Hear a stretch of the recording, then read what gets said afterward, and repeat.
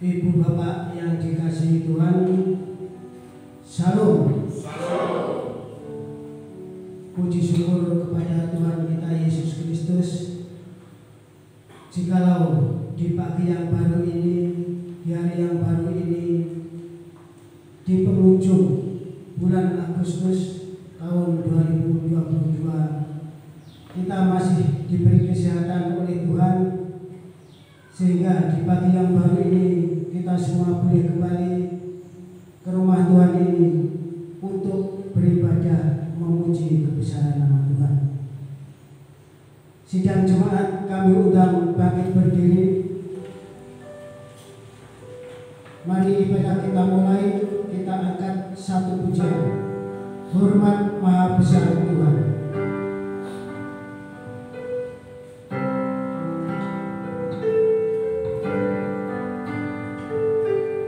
Amen.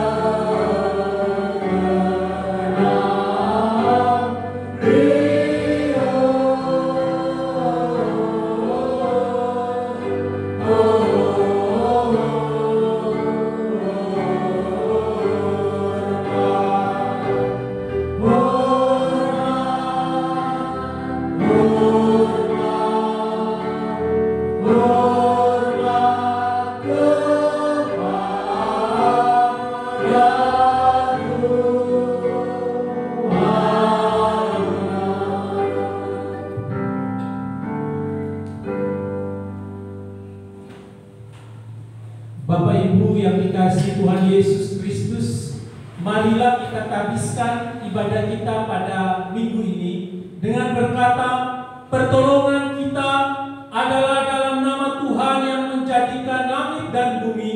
Kasih karunia dan damai sejahtera dari Allah Bapa kita dan dari Tuhan Yesus Kristus menyertai kamu. Amin. Silakan.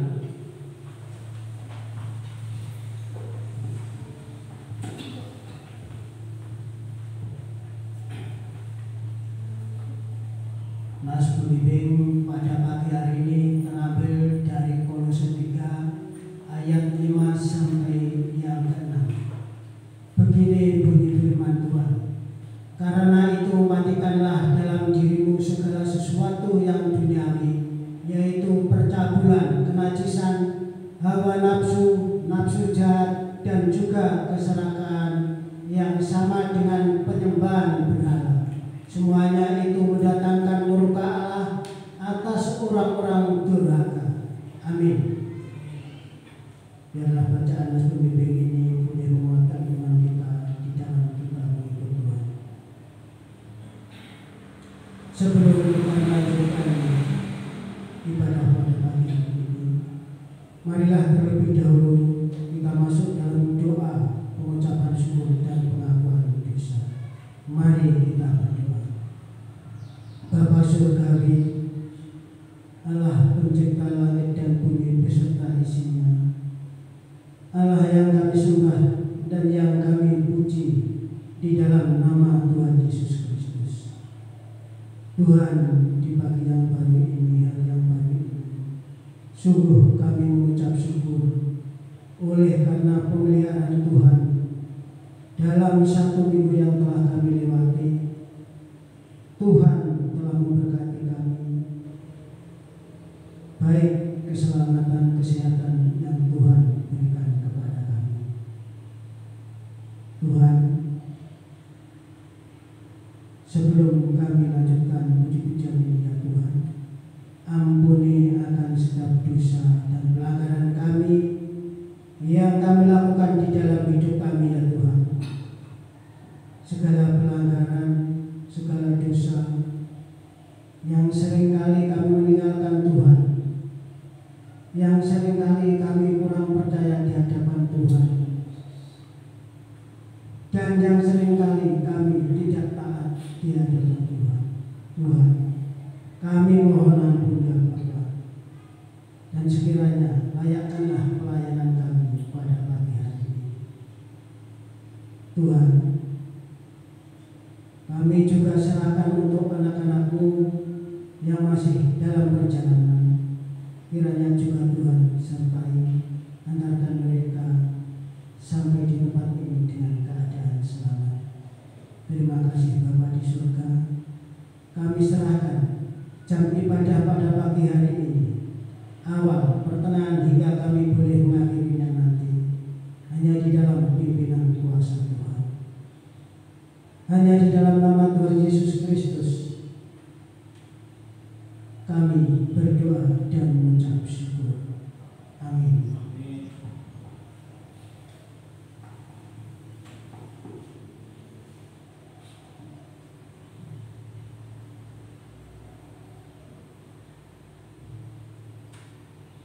Pembacaan Alkitab.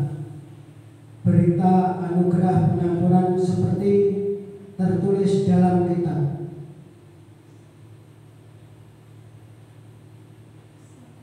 Kisah Para Rasul 4 ayat yang ke-12.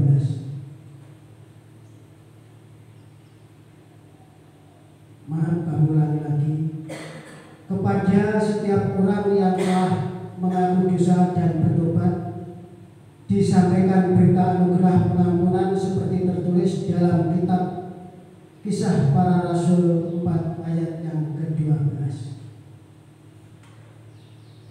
Dan keselamatan tidak ada di dalam siapapun juga selain di dalam Dia, sebab di bawah kolong langit ini tidak ada nama lain yang diberikan kepada manusia yang olehnya kita dapat diselamatkan. Amin. Untuk mengaminkan Mas pada pagi hari ini, kita angkat satu pujian. Ada damai di dalam jiwamu.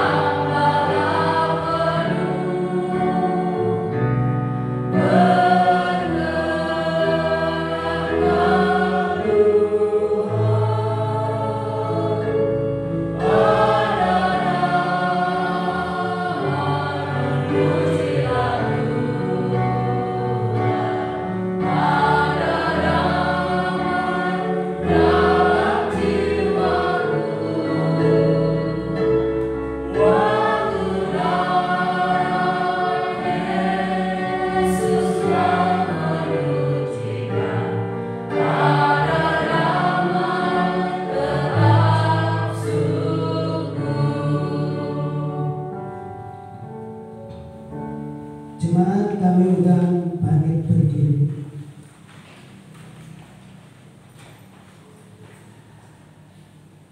Bacaan bertanggapan pada pagi hari ini sudah sampai Mazmur nomor 15 ayat 1 sampai yang kelima. Saya akan membacakan ayat yang menjorok keluar. Bapak Ibu sekalian membacakan ayat yang menjorok ke dalam setelah saya membacakan judul berikutnya. Siapa yang boleh datang kepada Tuhan? Mazmur Daud. Tuhan, siapa yang boleh menumpang dalam kemah-Mu? Siapa yang boleh diam di gunung-Mu yang kudus? Yaitu Dia yang berlaku tidak bercela, yang melakukan apa yang adil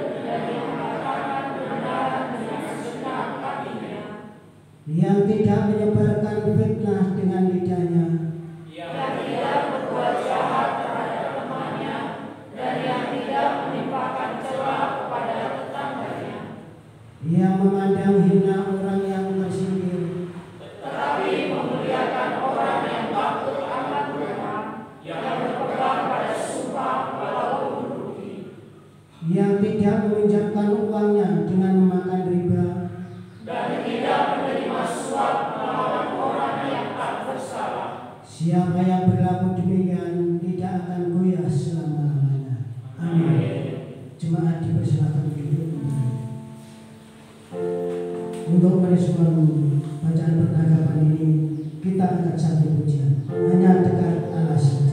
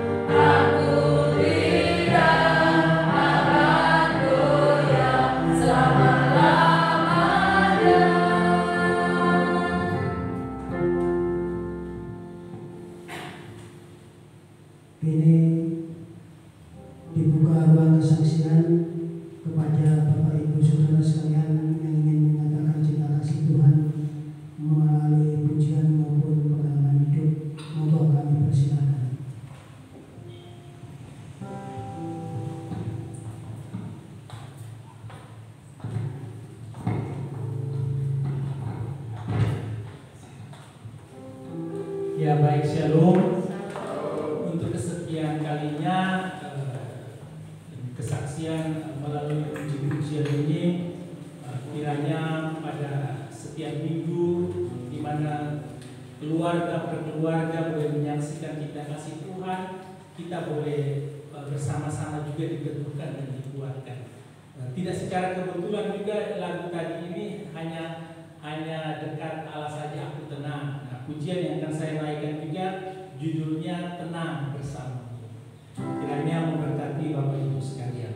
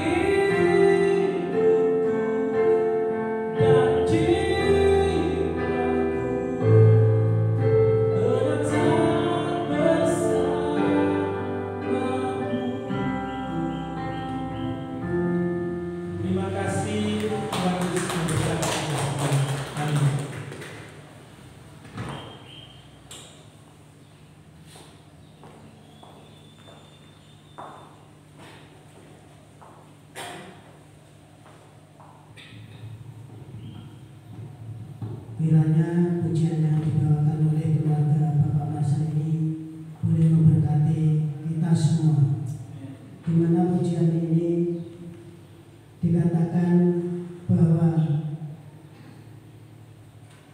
kita tenang hanya bersama Tuhan. Jikalau kita jatuh, Tuhan tidak akan membiarkan kita, akan tetapi tangan Tuhan yang akan menopang kepada kita. Amin. Dan hanya Tuhanlah yang mengenal pribadi kita masing-masing. Amin. Mungkin masih ada yang lain. Kalau belum ada, ini tiba saatnya kita akan menerima kebenaran firman Tuhan yang akan disampaikan oleh hambanya. Marilah firman Tuhan ini kita sambut dengan satu pujian, seperti rusa rindu sungai.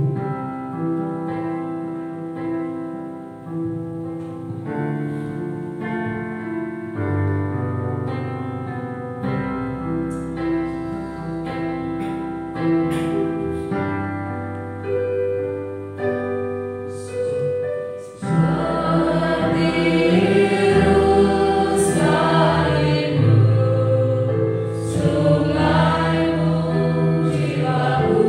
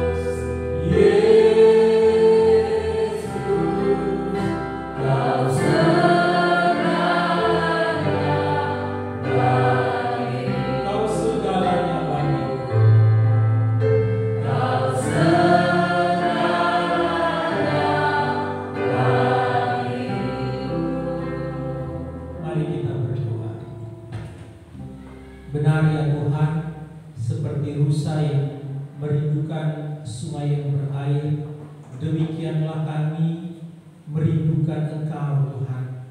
Karena hanya firman-Mu yang dapat memberikan kelegaan di dalam setiap kehausan kami ini Tuhan. Mari puaskan kami dengan firman Tuhan, sehingga kami boleh dipuaskan, kami juga boleh diteguhkan, bahkan kami boleh dapat dibimbing dan dituntun oleh Tuhan melalui setiap kebenaran firman Tuhan. Berbicaralah kepada kami pribadi, lepas pribadi ya Bapa, kami siap mendengarkan firman-Mu. Demi Yesus Kristus firman yang hidup itu kami berdoa. Amin.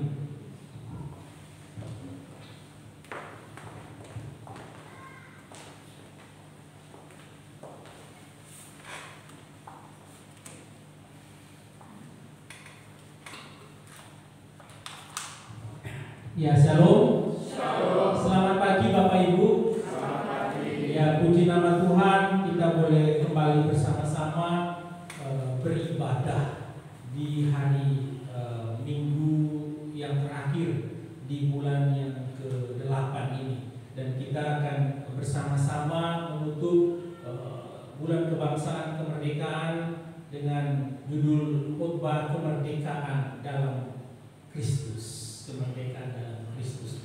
Ibu Bapak yang dikasihi Tuhan Yesus Kristus, mari kita bersama-sama membuka Alkitab kita dari Yakobus pasal 4 ayat 1 sampai dengan ayatnya yang ke-10.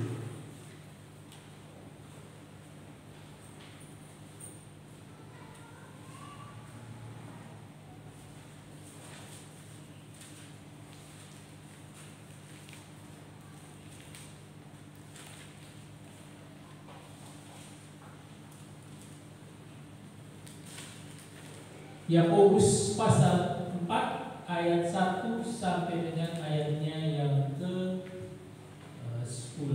Saya mohon dengan kasih Kristus nanti Mbak Vika baca ayat 1 sampai ayat 5, kemudian nanti Pak Ketrin baca ayat 6 sampai ayat 10. Dengan berdiri silakan. Yakobus 4 ayat 1 sampai hawa nafsu dan persahabatan dengan dunia.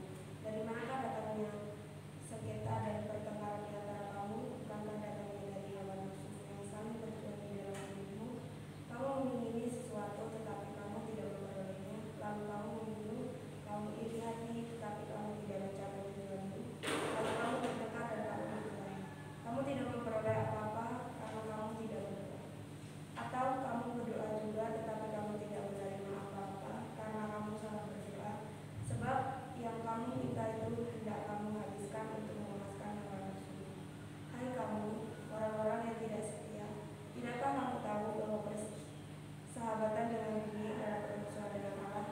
Jadi barang siapa hendak menjadi sahabat dunia ini yang menjadikan dirinya musuh Allah. Janganlah kamu menyangka bahwa kitab suci tanpa alasan berkata, roh yang ditempatkan Allah di dalam diri kita diininya dengan cemburu. Tetapi kasih karunia yang dianugerahkannya kepada kita lebih besar daripada itu. Karena itu ia katakan, Allah menentang orang yang congkak, tetapi mengasihani orang yang rendah hati. Karena itu tunduklah kepada Allah dan lawanlah iblis, maka ia akan lari daripadanya. Mendekatlah kepada Allah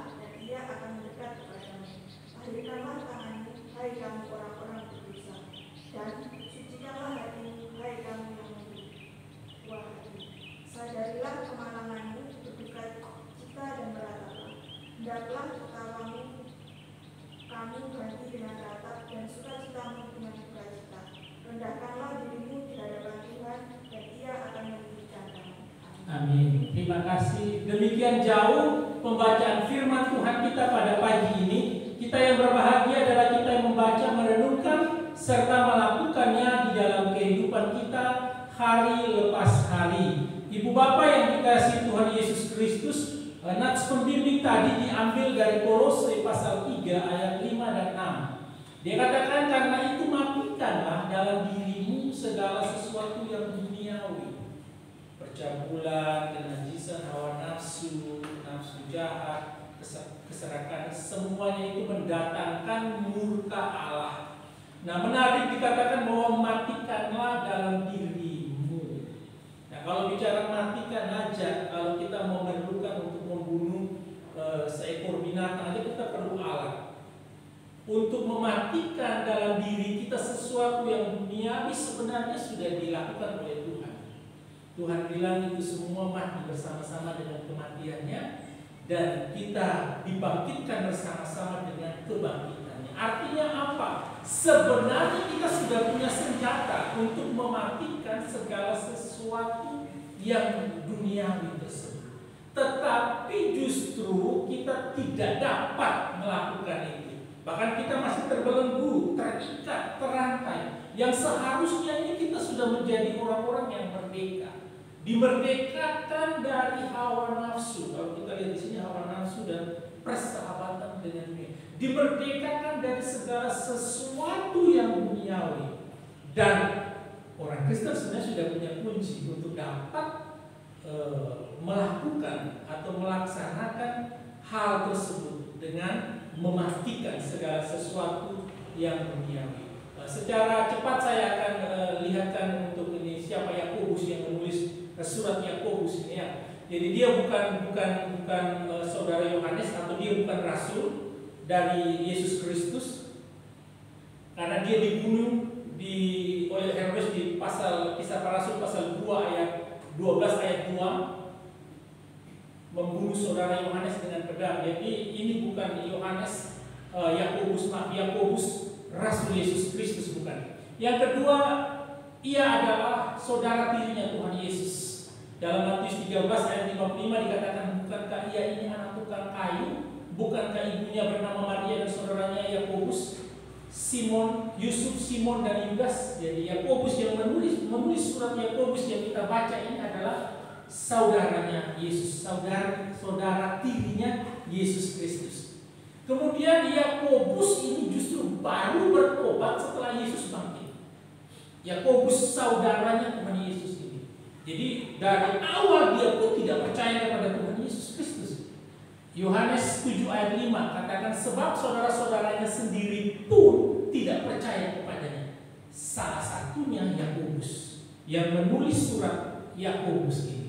Kemudian 1 Korintus 15 ayat 7. Selanjutnya ia menampakkan diri kepada Yakobus, kemudian kepada semua rasul. Jadi Yesus menampakkan diri kepada Yakobus yang adalah saudaranya sendiri. Kemudian ia adalah Yakobus yang sama dengan Yakobus dalam Galatia 2 ayat 9 dan Kisah 15 ayat 13. Dalam Galatia 2 ayat 9 dan Kisah 15 ayat 13 menyampaikan bahwa Yakobus menjadi pemimpin gereja pada abad yang pertama. Nah, dikatakan ini.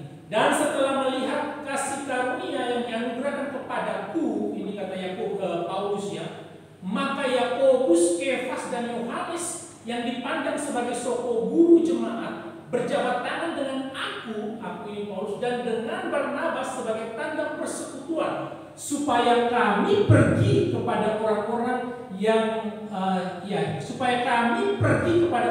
yang tidak bersunat dan mereka kepada orang-orang yang bersunat. Jadi Yakobus ini menulis suratnya bagi orang-orang Yahudi. Nanti di Yakobus pasal 1 ayat 1 itu bagi orang Yahudi yang ada di perantauan, bukan orang non-Yahudi tapi orang Yahudi. Kisah 15 ayat 13, setelah Paulus dan Barnabas selesai berbicara, berkatalah Yakobus, hai saudara-saudara, dengarkanlah aku. Nah, ini membuktikan bahwa dia sebagai pemimpin jemaat sudah menjadi pemimpin jemaat. Dari orang yang tidak percaya, dari saudara Yesus yang tidak percaya kepada Yesus sendiri, kemudian dia menjadi percaya kepada Yesus, bahkan boleh memimpin jemaat yang dipercayakan. Kemudian tradisi turun-temurun menyampaikan bahwa Yakobus adalah orang yang jujur, saleh, tidak minum anggur, dan tidak makan daging. Lututnya menjadi tebal karena banyaknya ia berlutut dalam doa. Jadi dia orang yang tekun berdoa. Kita berapa kali sehari berdoa? Kalau ingat atau bagi saya pengalaman, dia terus berdoa dan itu waktunya berjam-jam lamanya secara tradisi. Kemudian akhirnya ia dibunuh, mati juga dia, akhirnya mati syahid, dilempar dari atap bait suci, lalu kepalanya dipukul dengan pentungan karena ia tidak mau membujuk orang-orang Kristen untuk meninggalkan pengajaran Kristen atau doktrin tentang Yesus Kristus. Nah, surat yang ditulis oleh Yakobus, Bapak Ibu yang tadi saya katakan, ditujukan kepada 12 suku di perantauan. Nah, 12 suku tentu berbicara tentang anak-anak Israel, tapi ini menunjukkan kepada orang Israel, sehingga istilah di perantauan menunjukkan pada mereka yang hidup di luar Palestina, mereka yang sudah menyebar, tapi mereka adalah orang-orang Yahudi, bukan dan non-Yahudi. Jadi khusus diberikan kepada orang-orang Yahudi. Nah, cocok tadi yang saya katakan tadi, cocok dengan panggilan Yakobus di dalam Galatia 2 ayat 9 tadi. Ya, Galatia 2 ayatnya yang ke-9. Mereka dan mereka kepada orang-orang yang bersunat. Jadi sangat cocok diberikan bahwa mereka melayani kepada orang-orang Yahudi yang ada di perantauan yang sudah tersebar.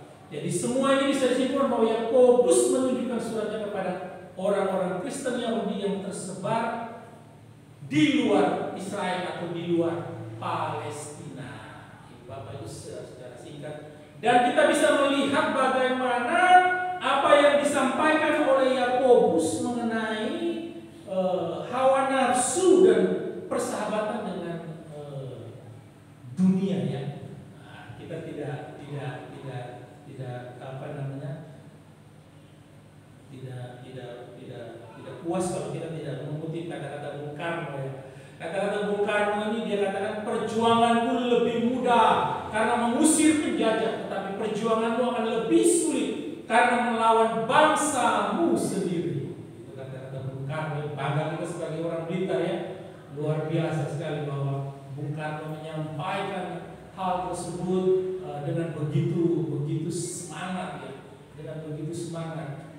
Dia telah mengusir penjajah, tetapi kita ini akan melanjutkan perjuangannya justru lebih sulit karena melawan bangsa sendiri. Nah, jelas di sini mau menyampaikan bahwa ada ancaman dari dalam yang selalu datang. Walaupun kemerdekaan sudah diraih oleh bangsa ini, perjuangannya belum selesai. Tidak ada kata selesai dalam perjuangan. Di sisi lain, kita bangsa ini juga harus diperhadapkan dengan musuh dalam selimut. Nah, kalau sudah musuh dalam selimut ini kan sudah sulit dikenal, sulit diketahui. Inilah perjuangan yang sebenarnya sedang diperjuangkan oleh bangsa Indonesia. Karena bisa jadi orang yang dekat dengan kita pun bisa menjadi musuh dalam kehidupan kita. Ada dua hal yang menjadikan penyebab betapa sulitnya berhadapan dengan musuh yang dari dalam ini. Pertama, musuh yang sulit dideteksi. Kalau sudah sangat dekat kan kita mau deteksi bagaimana, tidak bisa. Kalau sudah istilahnya dalam selimut, artinya sangat-sangat dekat. Orang yang sangat dekat dengan kita tidak bisa terdeteksi dengan baik. Kemudian yang kedua, kalau musuh itu sudah dikenali, kita ketahui identitasnya, tapi sulit mengambil tindakan tegas karena dekat. Rumah dekat, aku nggak bisa negur dia karena dekat. Aku nggak bisa ingatkan dia karena saudara. Nanti dia marah gimana? Kalau dia benci saya gimana? Kalau dia nanti nggak baik sama saya lagi gimana? Jadi akhirnya kita berkompromi. Karena apa? Karena kedekatan. Kita nggak bisa mengingatkan musuh yang ada di sekitar kita, istilahnya musuh di dalam asli. Nah, tentu Bapak Ibu yang dikasihi Tuhan Yesus Kristus, hal ini mengindikasikan kita berhadapan dengan orang-orang sebangsa dalam perkara yang berat, tidak mudah.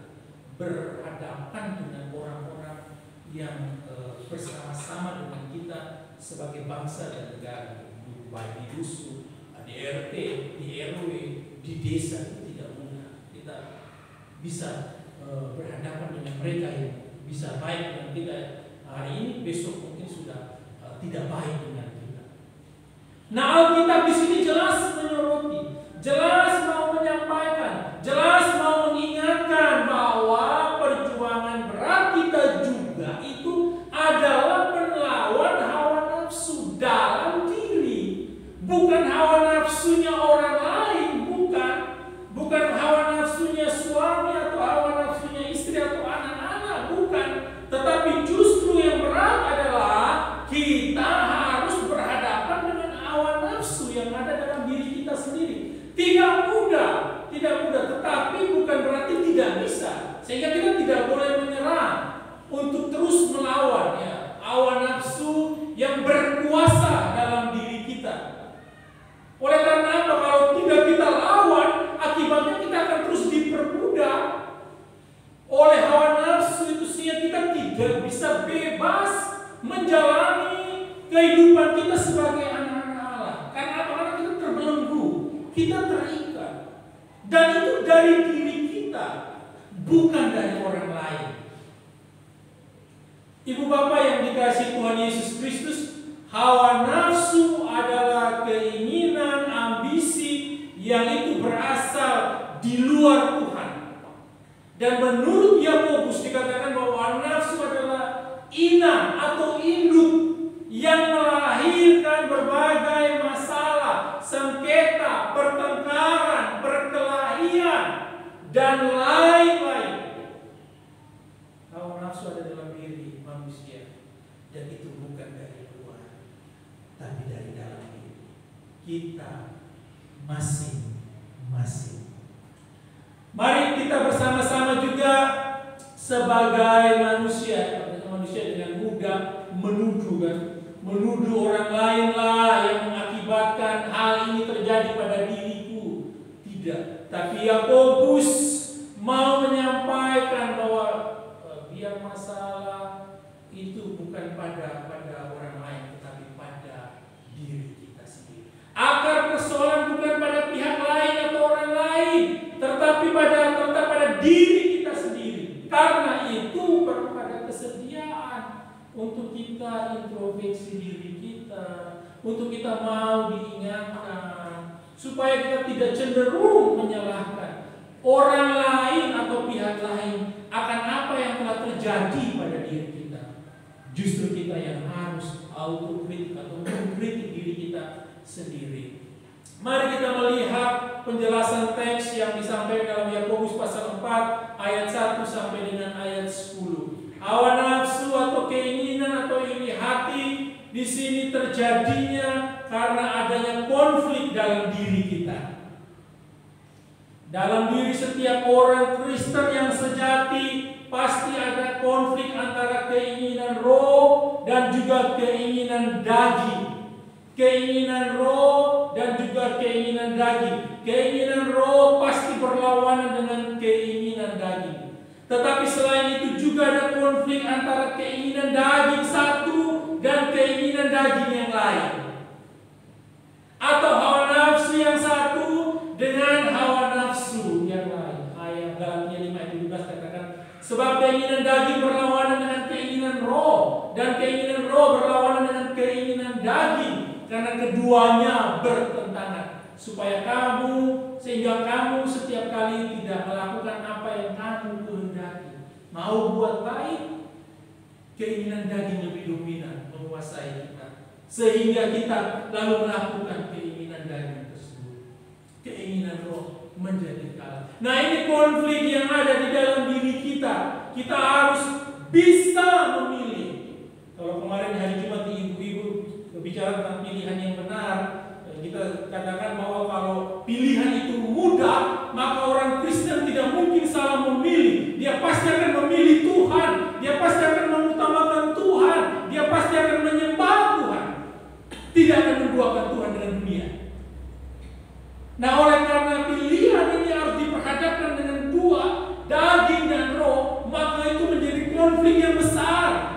dalam kehidupan kita sebagai orang Kristen. Ibu bapak yang dikasihi Tuhan Yesus Kristus, kalau kita perhatikan di ayat 1 ya, hawa nafsumu yang saling berjuang dalam tubuh, dikatakan, dari manakah datangnya sengketa dan pertengkaran di antara kamu? Bukankah datangnya dari hawa nafsumu yang saling berjuang di dalam tubuhmu?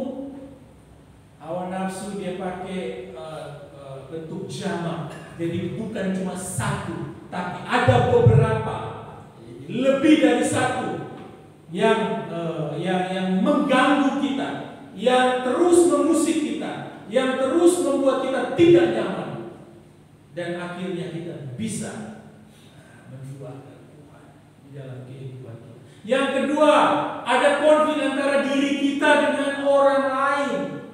Keinginan hawa nafsu sering diikuti dengan rasa iri hati terhadap orang yang mempunyai apa yang kita inginkan itu. Dan iri hati ini bisa menimbulkan konflik antara kita dengan orang tersebut. Karena apa yang tadi menginginkan tersebut, akhirnya membuat kita bisa saja berkonflik. Dan konflik bukan cuma bicara menginginkan ya, tetapi banyak hal yang bisa membuat kita ini berkonflik dengan sesama kita atau orang lain. Kita bisa konflik dengan orang tua kita, kita bisa konflik dengan suami kita, istri kita, anak-anak kita, mertua kita. Kita bisa konflik dengan siapa saja, tetangga kiri kanan kita bisa konflik dengan mereka. Nah, penyebab konflik jelas itu adalah keinginan dan hawa nafsu. Kalau konflik karena iri hati, ya, kalau ada iri hati dengan kita nih, apa yang kamu iri hati dari saya, ya, kalau kita tanya dia, kamu itu lapo marah aku, kamu iri hati kepada ini, apa yang ada padaku ini? Apakah aku lebih dari kamu dan lain sebagainya? Atau hidupku lebih enak dari kamu? Kan hidupku lebih enak juga. Sebenarnya bukan perkara itu kita jangan, tapi tadi ada konflik dalam diri kita yang kita belum bisa mematikan keinginan daging tersebut. Sehingga lihat orang sukses contohnya, kita sudah iri. Lihat orang lebih dari kita sedikit, kita sudah jengkel. Lihat orang punya sesuatu dan kita tidak punya seperti yang satu, kita juga sudah jadi. Dan itu pasti akan menimbulkan konflik. Dan konflik itu bukan dari orang lain, dari kita sendiri. Karena kita yang menciptakan itu. Kita yang menciptakan itu. Jadi konflik diri kita dan orang lain, ya, harus kita selesaikan dengan cara apa ya? Kita sendiri mematikan keinginan daging di dalam kehidupan kita. Nah, kalau kita masih ada konflik, bertanyalah dalam diri kita, mau sampai berapa lama konflik sama orang lain. Berdamailah, lebih enak hidup damai. Kalau dia benci silakan, tapi saya tetap damai, kan gitu. Saya tetap mengajak untuk hidup damai. Saya tidak mau adanya konflik dan seterusnya dan lain sebagainya bisa diperhadapkan di dalam kehidupan kita. Kemudian yang ketiga, ada konflik antara diri kita dengan Allah. Jadi perlu diingat bahwa konflik dengan sesama otomatis dengan Allah menimbulkan konflik dengan Allah. Begitu juga sebaliknya ya. Ada konflik dengan Allah. Konflik dengan Allah ini dinyatakan oleh Yakobus dengan menunjukkan beberapa hal. Mengapa sampai Bapak Ibu dan saya bisa berkonflik dengan Allah? Yang pertama, kita tidak berdoa. Di ayat 2 yang di akhir tadi. Lalu kamu membunuh, kamu iri hati, kamu tidak mencapai tujuan, lalu kamu bertengkar dan kamu berkelahi, kamu tidak memperoleh apa-apa karena kamu tidak berdoa. Kita bisa berkonflik dengan Allah karena kita tidak berdoa. Nah, konsep yang saya selalu ingatkan bahwa doa bukan merupakan sebuah permohonan yang kita panjatkan kepada Allah siang dan malam, bukan. Kalau kita mempunyai keinginan yang kita tahu sebagai keinginan yang salah, maka mungkin sekali kita tidak akan berani berdoa untuk meminta hal tersebut kepada Allah. Tetapi dengan tidak berdoa, persekutuan dengan Allah itu menjadi rusak. Jadi berdoa itu sebenarnya adalah sebuah relasi persekutuan dengan Allah. Dan bisa saja karena kita tidak berdoa lalu kemudian kita ada konflik dan kita minta Tuhan campur tangan di dalamnya, oleh karena kepentingan kita bisa saja Tuhan tidak menjawab. Karena salah berdoa. Di dalam Yakobus dikatakan karena kamu salah berdoa di ayatnya yang ketiga atau keempat. Karena untuk memuaskan keinginan atau nafsumu. Richard J. Foster berkata, dari semua disiplin rohani, doa merupakan yang paling sentral karena doa mengantar kita pada komunikasi yang terus-menerus dengan Allah. Doa ini salah satu disiplin rohani dari 5 disiplin rohani. Nah, ada yang masih ingat?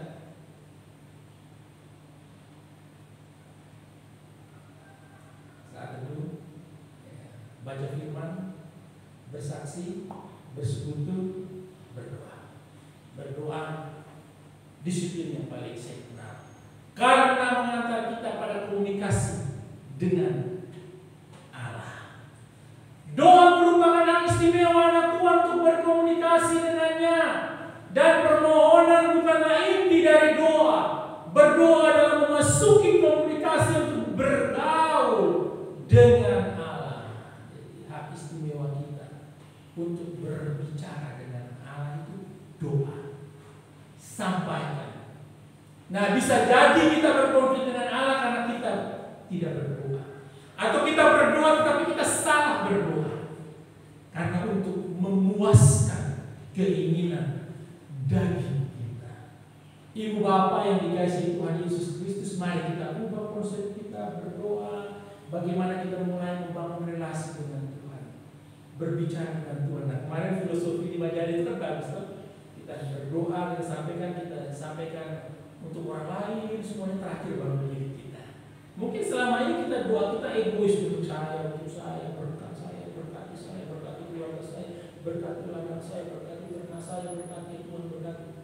Kita merubah bagaimana kita mulai menjalin atau memasuki komunikasi yang terus-menerus dengan Allah. Kemudian kita berdoa dengan motivasi yang salah. Ada juga orang yang sekalipun tahu bahwa keinginannya salah, tetapi tetap nekat untuk berdoa. Tapi doa seperti itu tidak akan dikabulkan oleh Allah. Nah, ini bisa membuat kita menjadi marah, cengkel kepada Allah. Karena apa? Tuhan kok gak tahu jawab doaku, sehingga ada konflik yang terjadi antara kita dan Allah. Meninggalkan Allah, gak mau lagi berdoa, gak mau lagi beribadah. Karena apa? Karena Allah gak jawab doa. Padahal jelas bahwa itu salah doamu itu. Karena hanya untuk memuaskan keinginanmu saja. Bukan kehendak Tuhan yang terjadi dalam hidupmu yang engkau minta, tapi yang kau minta adalah untuk memuaskan keinginanmu. Persahabatan dengan dunia menyebabkan kita menjadi musuh Allah.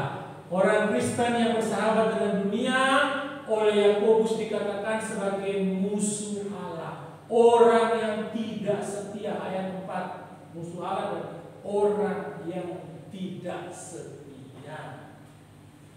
Jelas ini menyebabkan kita tidak punya hubungan dan relasi yang baik dengan Tuhan. Karena kita sudah menduakan Tuhan, menjadikan dunia ini sahabat dari kita. 1 Yohanes 2 ayat 15 dikatakan, janganlah kamu mengasihi dunia dan apa yang ada di dalamnya. Jika orang mengasihi dunia, maka kasih akan Bapa tidak ada dalam orang itu. Jadi jelas Bapak Ibu yang dikasihi Tuhan Yesus Kristus, jangan sampai kita terus tahu bahwa mengasihi dunia itu menjadikan kita musuh, dan kita tetap terus melakukannya. Ada catatan orang-orang yang tidak setia di dalam New American Standard itu dipakai kata adulteresses atau pezinah perempuan. Mengapa disebut demikian? Karena sebagai orang yang percaya kepada Yesus, kita sudah dipertunangkan dengan Kristus.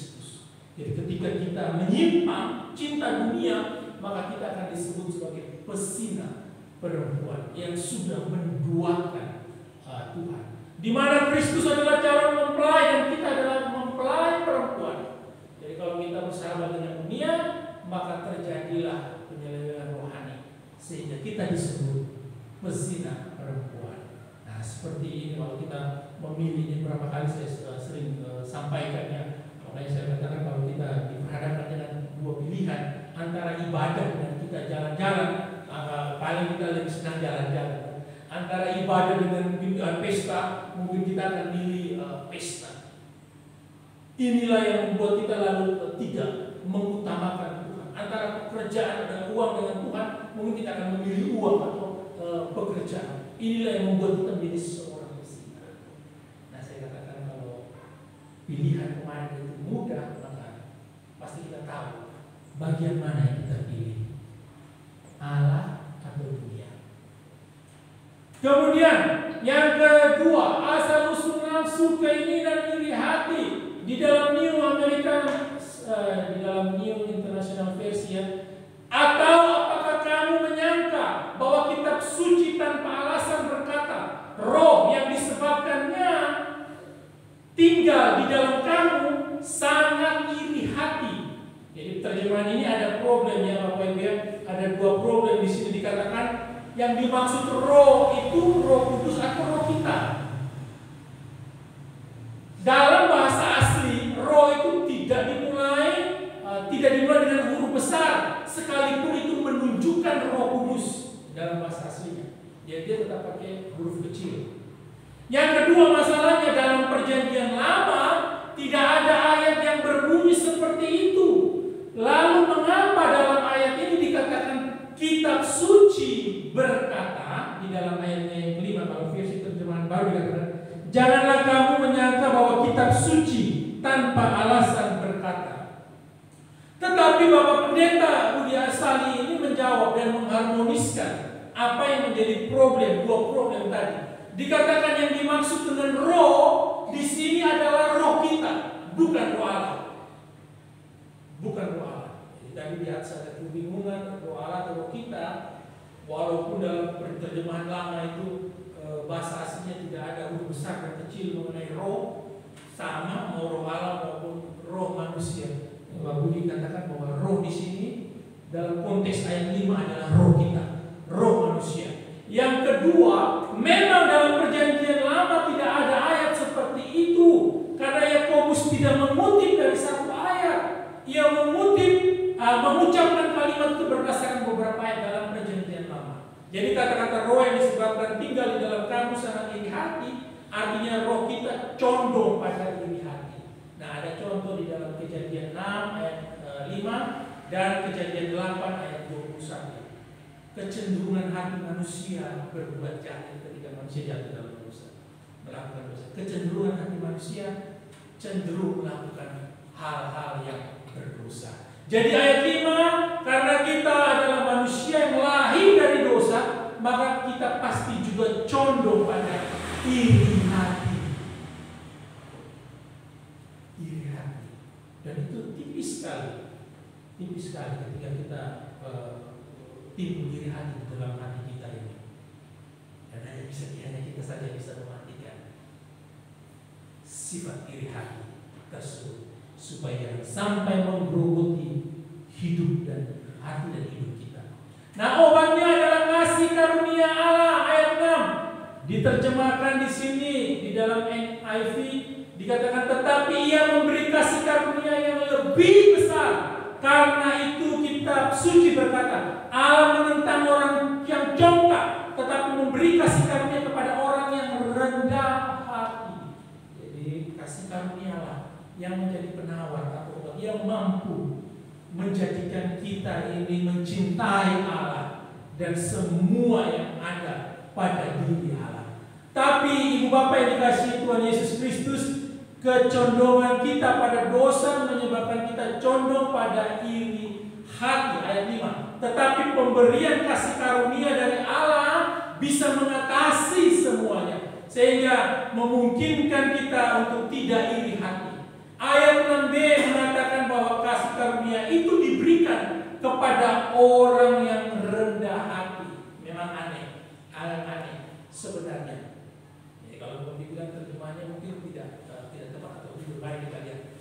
bukan kasih karunia yang menunjukkan pemberian Allah kepada orang yang bukankah kasih karunia menunjukkan pemberian Allah kepada orang yang tidak berlayak menerima pemberian itu? Mengapa di sini Allah memberi kasih karunia kepada orang yang rendah hati, bukan yang tidak layak? Kalau demikian, bukankah kerendahan hati itu melayakkan kita untuk menerima kasih karunia Allah itu? Untuk menjawab pertanyaan ini kita perlu kita ketahui bahwa kita bisa rendah hati juga karena kasih karunia Allah. Jadi Bapak Ibu dan saya mau sampai titik rendah hati itu bukan kemampuan kita, tetapi juga oleh karena kasih karunia Allah. Jadi Allah perlu memberi kita kasih karunia supaya kita menjadi rendah hati. Dan sesudah itu Allah perlu memberi kita kasih karunia lagi supaya kita tidak iri hati. Memang seluruh kehidupan orang Kristen adalah karena kasih karunia. Kalau kita bisa mendengar dan mengerti Injil, apalagi percaya kepada Kristus, itu juga adalah kasih karunia Allah. Kalau kita bisa rindu pada firman, mau belajar firman Tuhan, dan bertumbuh dalam pengertian tentang firman Tuhan, itu juga adalah kasih karunia Allah. Jadi semua kasih karunia Allah. Kalau kita mau dan bisa melayani Tuhan dengan setia, itu juga karena kasih karunia Allah. Kalau kita bisa membuang dosa dan mentaati Tuhan, itu juga kasih karunia Allah. Kalau kita bisa ikut Tuhan sampai mati, itu juga kasih karunia Allah. Kalau kita bisa lebih menyadari hal ini, maka kita akan menjadi orang Kristen yang lebih dipenuhi dengan pujian syukur kepada Allah. Oleh karena semua yang kita miliki ini adalah kasih karunia daripada Allah. Nah, apa tanggung jawab kita, Bapak Ibu? Kalau semua karena kasih karunia Allah, apakah ini menunjukkan kita tidak mempunyai kewajiban apa-apa? Sudah, karena sudah kasih karunia, buat apa lagi kita melakukan hal-hal tersebut? Tidak ada lagi. Semua sudah adalah kasih karunia.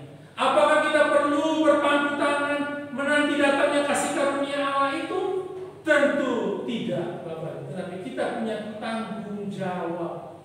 Nah, dalam ajaran yang kita tekuni sebagai Calvinis dari Kudus, bahwa mengajarkan Allah itu berdaulat, menentukan segala sesuatu, tetapi tidak pernah membuang atau meremehkan tanggung jawab manusia. Allah memang berdaulat, tapi manusia juga punya tanggung jawab. Percaya juga, Reform percaya bahwa seluruh kehidupan Kristen adalah kasih karunia. Tanpa kasih karunia kita sama sekali tidak bisa melakukan apa yang baik, tetapi ini tidak membuang tanggung jawab kita sebagai manusia. Tadi kita sudah melihat bahwa membuang iri hati, maka kita harus menjadi rendah hati. Sekarang mari kita melihat bagaimana tanggung jawab kita sebagai orang yang rendah hati atau menjadi rendah hati. Yang pertama itu ayat 7, tunduk kepada Allah. Kita tidak bisa menjadi pribadi rendah hati kalau kita lawan Allah. Kalau kita tinggi hati, kalau kita sombong, tidak bisa. Tetapi kita harus tunduk kepada Allah. Orang sombong itu paling suka untuk tunduk. Kalau ditegur pasti marah. Tetapi kita harus belajar untuk membuang semua hal tersebut. Belajar mau tunduk pada waktu menerima teguran firman. Tidak peduli pada siapapun yang menyampaikan firman Tuhan. Ketika firman datang dan kita tertegur, maka tunduklah, taatlah, dengarlah, dan lakukanlah firman Tuhan. Nah, ketika kita tunduk kepada Allah, ada perintah yang kedua juga, lawan.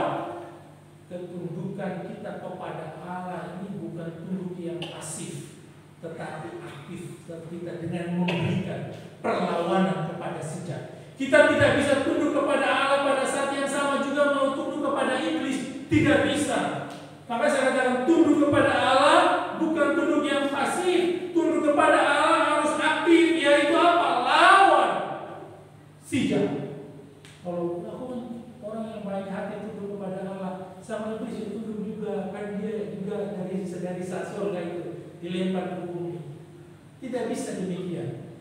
Tunduk kepada Allah, iblis kita harus lawan, karena kita tidak bisa tunduk kepada Allah juga tunduk kepada iblis. Orang yang mencintai kesucian harus membenci dosa. Kalau kita mau tunduk kepada Allah, maka kita harus lawan iblis. Ya, Paulus mengatakan bahwa iblis itu pasti akan lari daripada kita di ayatnya itu. Tunduk pada Allah, lawan iblis, iblis pasti lari daripada kita. Nah, jangan juga menafsirkan seakan-akan iblis ini akan menjauhi kita dan tidak menyerang kita lagi. Tidak. Lukas 4 ayat 13 bandingkan dengan Lukas 4 ayat 13. Arti dari ayat 7 adalah kalau kita mau tunduk kepada Allah dan melawan iblis, maka iblis akan kalah. Coba satu orang baca Lukas 4 ayatnya yang ke-13. Lukas 4 ayat 13.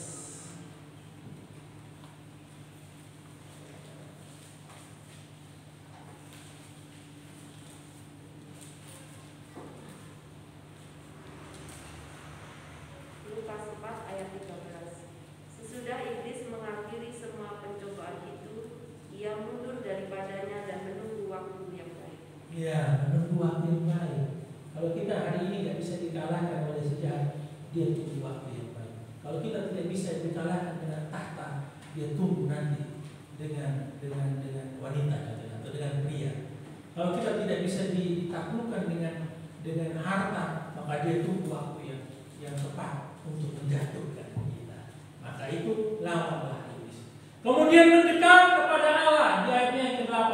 Kalau kita menang, memang mau melawan iblis, maka kita sadar bahwa kita tidak bisa melawan dengan kekuatan sendiri. Harus dekat kepada Allah. Ada bersama-sama dengan Allah. Karena kita butuh Allah. Kita butuh hikmat Allah. Kita butuh kekuatan Allah untuk melawan si jahat. Lukas tadi kan bicara tentang Yesus dicobai. Bagaimana Yesus menjawab godaan iblis itu dengan hikmatnya Allah, sehingga dia tak berkutik. Kita juga dapat melawan iblis tentu dengan hikmatnya Allah. Tidak bisa kita dengan kekuatan kita, tidak bisa kita jauh daripada Allah, tapi kita harus dekat kepada Allah, rendah hati dan mendekat kepada Allah. Kalau kita mau mendekat kepada Allah, Allah berjanji akan mendekat juga kepada kita. Di dalam ayat 8a dikatakan, mendekatlah kepada Allah dan Ia akan mendekat kepadamu. Allah berjanji. Mungkin kita pernah merasa bahwa kita mau mendekat, tetapi Allah tetap tidak mau mendekat kepada kita. Kalau itu terjadi, yakin bahwa itu bukan terjadi karena Allah mengingkari janjinya. Bukan, itu mungkin hanya perasaan kita saja, sehingga kita merasa bahwa Tuhan sepertinya jauh daripada saya, tidak dekat kepada saya. Bisa juga terjadi karena adanya dosa yang belum kita selesaikan atau kita bereskan, sehingga kita merasa Tuhan itu jauh dari kita. Padahal Tuhan itu sangat dekat dengan kita. Dan yang terakhir, menyucikan diri kita, ayat 8b. Kalau kita mau mendekat kepada Allah, maka kita tidak mungkin melakukan hal itu dengan mempertahankan dosa, apapun itu dosanya. Kita harus menyucikan diri kita. Kata tangan dalam ayat 8b merupakan suatu sinekdoke, gaya bahasa yang diawali dengan seluruh tubuh, ya, mewakili seluruh tubuh kita. Jadi kalau bicara tangan, itu semua pasti bicara kepada keseluruhan tubuh, menunjukkan bahwa kita harus menyucikan seluruh kehidupan lahiria kita. Di ayat 8 dikatakan, tahirkanlah tanganmu. Jadi bicara tangan ini bukan cuma ayat tangan saja, tidak, tapi tadi bahasa sinekdoke yang mewakili seluruh tubuh. Artinya tahirkanlah, sucikanlah seluruh tubuhmu, bukan hanya tangan, bukan hanya kaki, bukan hanya matamu, bukan hanya mulutmu, tetapi seluruh tubuhmu. Kata hati dalam ayat 8c dikontraskan dengan tangan dan menunjukkan bahwa penyucian juga harus terjadi dalam hati, pikiran, dan motivasi kita. Penyucian ini harus mencakup juga penyesalan dan pengakuan dosa kita.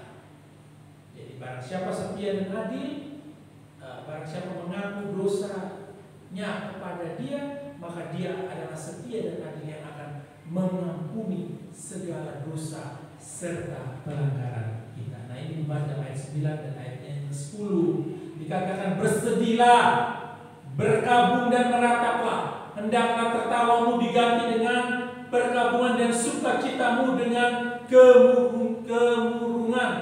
Kalau kita menyadari bahwa kita sudah berbuat dosa, apakah kita menyesali dosa itu dengan cara yang diperintahkan oleh ayat 9 atau tidak?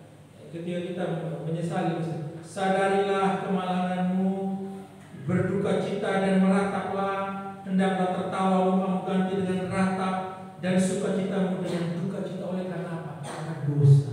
Saya sudah berdosa, saya meratap, saya bersedih dan mohon pengampunan Tuhan. Nah, kalau kita tampil yang biasa dan tidak menyadari hal itu, maka sama saja hati kita sudah kebal dan kita tidak akan bisa lagi diingatkan oleh apapun, bahkan itu oleh firman Tuhan sekalipun. Dan ayatnya yang ke-10 bukan hanya mencakup perintah untuk mengakui dosa dan merendahkan diri di hadapan Tuhan, tetapi juga mencakup janji Tuhan yang menyatakan bahwa Ia akan menerima orang yang mengaku dosa dengan sungguh-sungguh. Kalau kita mau melakukan hal ini, maka kita akan menjadi rendah hati, sehingga kita akan menerima kasih karunia Allah untuk mengalahkan hawa nafsu atau keinginan atau iri hati yang membelenggu kita. Bapak, Ibu dan saya telah merdeka selama 77 tahun dari penjajahan, dan kita sebagai orang Kristen sejati telah dimerdekakan oleh Kristus dengan kematian dan kebangkitannya atas maut, membuat kita menjadi orang-orang yang dimerdekakan.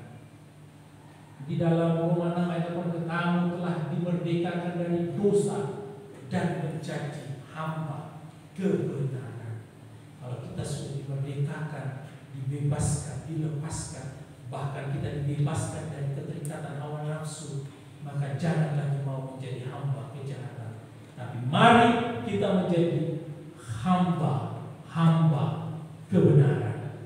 Mari isi kemerdekaan kita ini dengan hal-hal yang benar seturut dengan kebenaran Allah. Dan saya percaya kita semua akan dimampukan untuk dapat melakukan, mengalahkan hawa nafsu duniawi yang ada di dalam diri kita, dan kita memilih hal yang benar, yaitu Kristus Yesus sebagai Tuhan dan Juru Selamat di dalam kehidupan kita.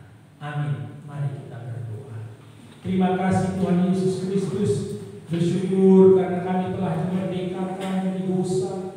Kami telah dibebas lepaskan dari belenggu hawa nafsu, keinginan daging dan keinginan duniawi. Ya Tuhan, tolonglah kami Tuhan, karena tanpa kami sadari terkadang kami justru semakin terpuruk Tuhan, oleh karena tawaran-tawaran dunia yang menggiurkan hati kami Tuhan. Kami rela meninggalkan Engkau demi kenikmatan yang sesaat. Tuhan, ampuni kami.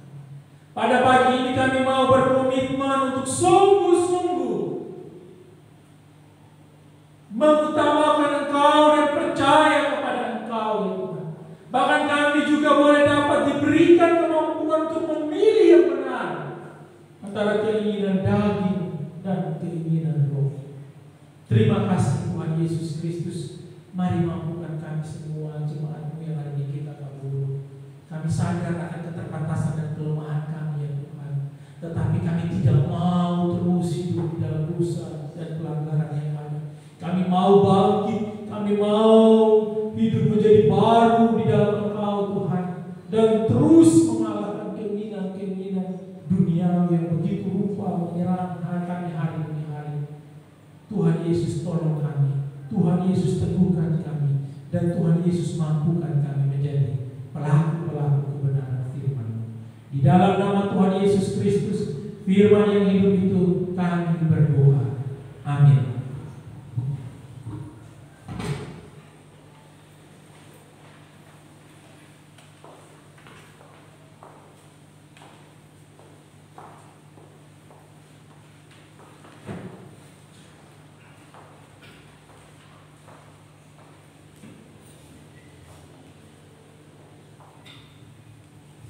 Firman Tuhan yang begitu indah yang telah disampaikan oleh hamba-Nya, kiranya firman Tuhan yang telah disampaikan ini kita dapat memahami, mengerti,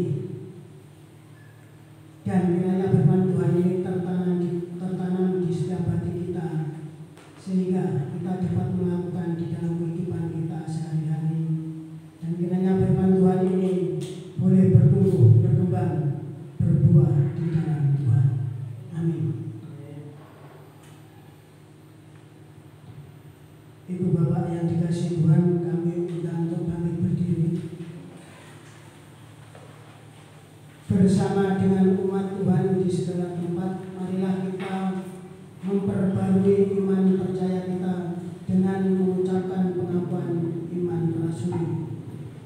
Aku percaya kepada Allah Bapa yang Maha Kuasa, Khalik langit dan bumi, dan kepada Yesus Kristus, Anaknya yang tunggal Tuhan kita, yang dikandung daripada Roh Kudus, lahir dari anak Maria, yang menderita sengsara di bawah pemerintahan Pontius Pilatus, disalibkan, mati dan dikuburkan, turun ke dalam kerajaan maut. Pada hari yang ketiga, bangkit pula dari antara orang mati, naik ke surga, duduk di sebelah kanan Allah, Bapa yang Maha Kuasa, dan dari sana Dia akan datang untuk menghakimi orang yang hidup dan yang mati.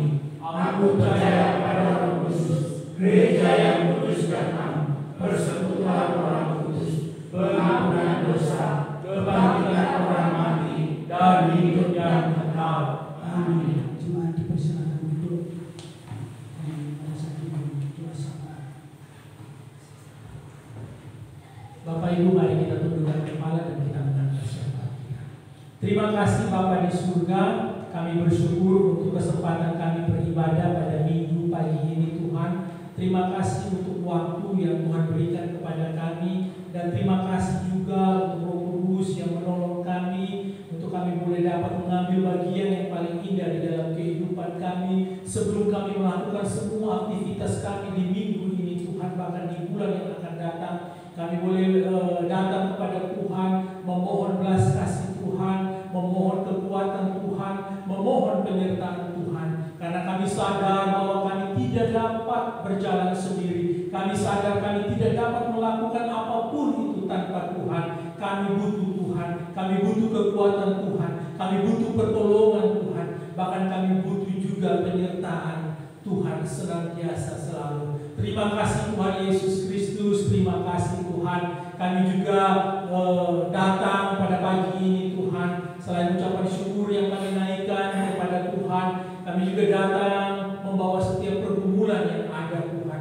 Tetapi kami percaya bahwa setiap pergumulan dan persoalan itu tidak akan melebihi kekuatan kami. Karena Tuhan akan memberikan kami kekuatan, menopang kami untuk kami boleh dapat mengatasi setiap persoalan-persoalan yang ada di dalam kehidupan kami. Terima kasih Tuhan untuk pergumulan yang ada. Terima kasih Tuhan untuk masalah yang ada, untuk semakin membawa kami menjadi dewasa di dalam Engkau, untuk semakin memurnikan iman percaya kami kepada Engkau ya Tuhan, sehingga masalah ini justru semakin membuat kami dekat Tuhan, semakin membuat kami mencintai Engkau ya Tuhan. Terima kasih Tuhan, dan kami percaya bahwa setiap persoalan selalu ada jalan keluarnya di dalam Tuhan. Dan jalan keluar itu kami memohon daripada Engkau, kiranya Tuhan sendiri yang mengambil alih segala sesuatu yang terjadi di dalam kehidupan kami. Kami hanya bisa berserah, kami hanya bisa pasrah kepada Engkau ya Tuhan, karena kami percaya bahwa Engkaulah jawaban dari setiap persoalan dan pergumulan kami. Terima kasih Tuhan, kami juga menyerahkan pekerjaan, tugas yang Tuhan percayakan kepada kami masing-masing.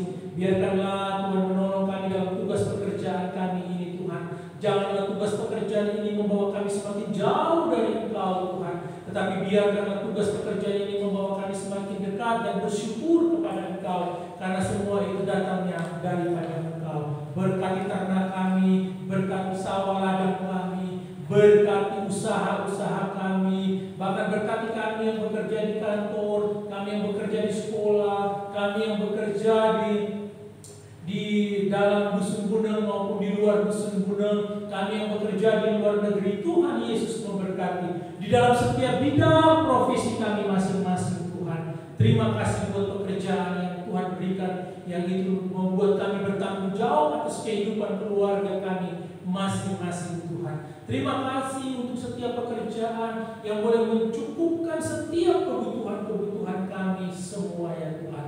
Bapa di surga, pada pagi ini juga kami menyerahkan seluruh jemaat-Mu. Tuhan memberkati. Jikalau saat ini Kau dapati jemaat dalam keadaan sakit, Tuhan jamah sembuhkan hamba-Mu ini. Apapun itu bentuk sakit penyakitnya, ya Tuhan, baik itu Pak Hardi, baik itu Ibu Wandi, baik itu Bapak Sukiri, baik itu Pak Surino, baik itu Ibu Harini, Ibu Sulis, ataupun jemaat-jemaat yang lain yang mengalami sakit dan kelemahan tubuh. Tuhan, kami berdoa, Tuhan jamah dan sembuhkan hamba-Mu ini, sehingga pada waktu yang akan datang boleh bersama-sama kami beribadah kepada Engkau.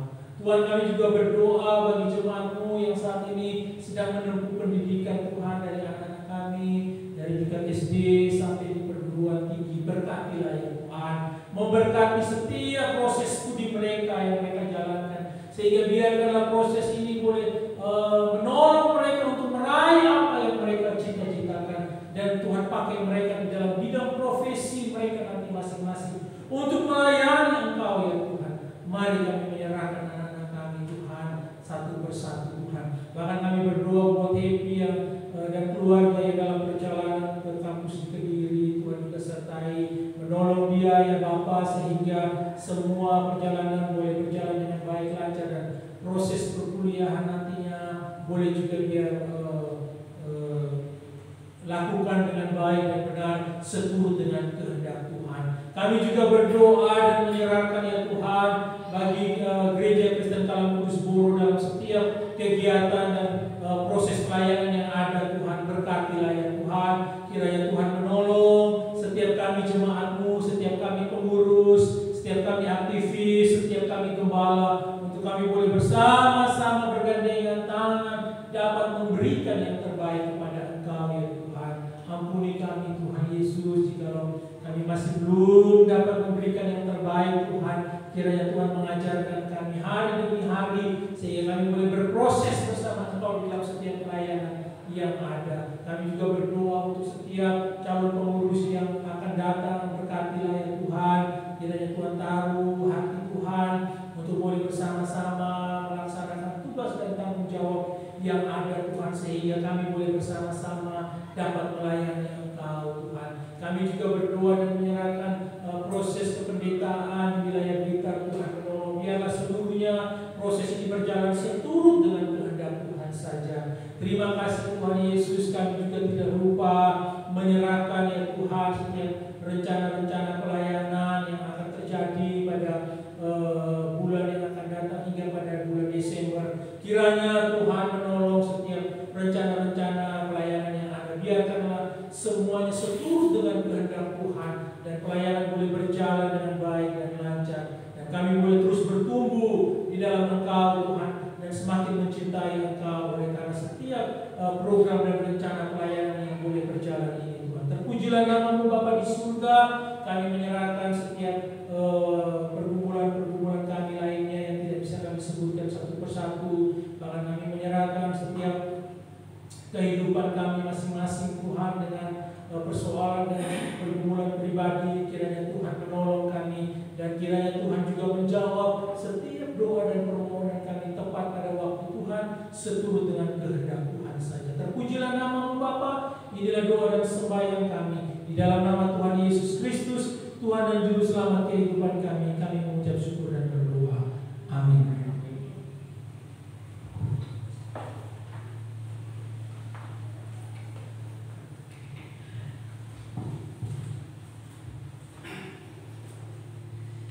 Kini tiba saatnya kita akan memberikan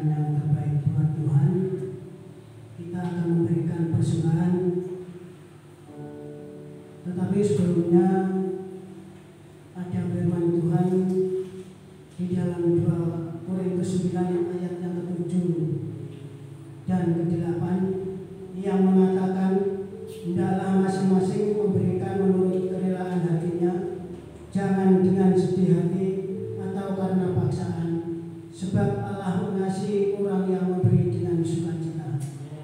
Dan Allah sanggup melimpahkan segala kasih karunia kepada kamu, supaya kamu senantiasa berkecukupan di dalam segala sesuatu dan malah berkelebihan di dalam berbagai kebajikan.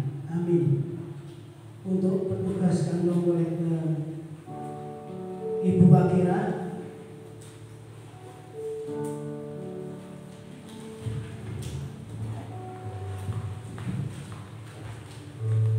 Dan pujian mengiring Tuhan Engkaulah hartaku.